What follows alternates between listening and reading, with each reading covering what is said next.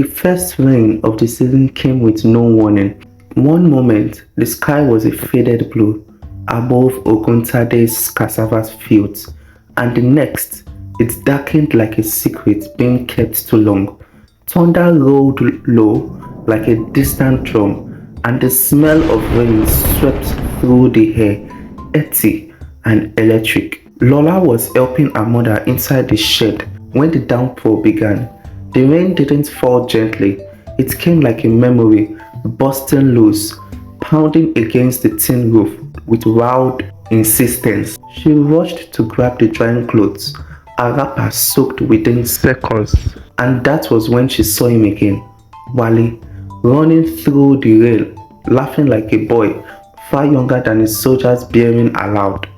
He stopped beneath the mango tree, across from her house, shaking the water from his hair, his shirt already clinging to him. He looked up and saw her. Raindrops slid down her face like pearls, and her laughter caught in her throat. He crossed the road slowly now, as though the rain had slowed time itself.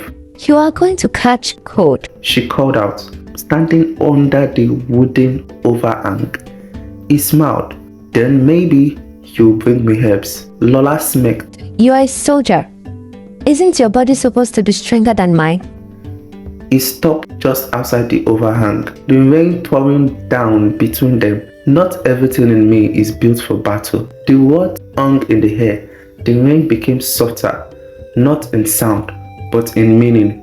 It was no longer a storm, it was a veil. Lola stepped forward, holding out an old towel from the washing line.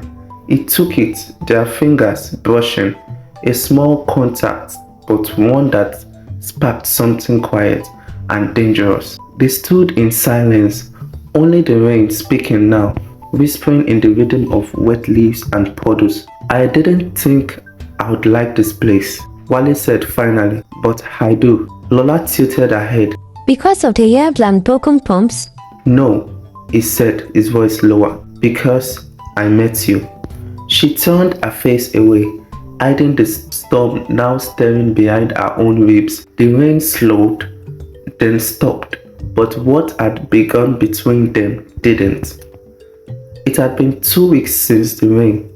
It had been 2 weeks since Wale had stood beneath Lola's overhang, towel in hand, and silence between them louder than thunder. Since then, they had seen each other often by the stream, at the market, along the narrow path worn into Oguntade's red earth, but neither of them said what their eyes were already whispering. Wale found reasons to linger near her family's farm. He offered to help her mother build a new yam barn, though he clearly didn't know cassava from cocoa. He fetched firewood with the young boys, laughed with the elders, and sat under the mango tree with a notebook in his lap. That notebook, it was where the unsent letters lived.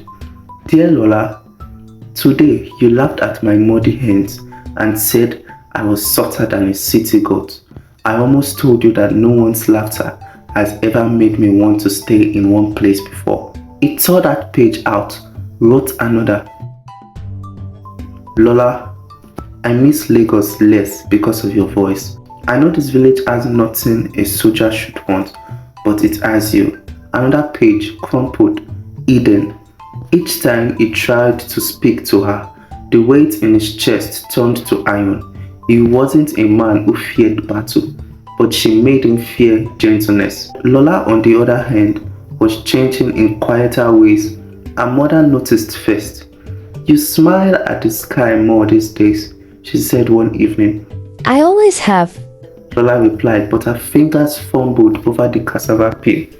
She began to braid her hair more often, always neat, always with care, and though she told herself it was for the market, she knew better. But it was her younger brother Dayo who ruined the silence. Soldier man likes you, he whispered one morning, grinning. I saw him watching you when you were singing to the chickens. Lola threw water at him, laughing, but the truth settled in her chest like heat.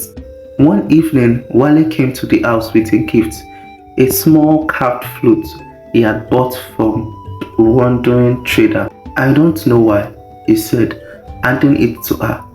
Just thought you would like it. She took it gently, her fingers brushing his. You are leaving, aren't you? She asked suddenly.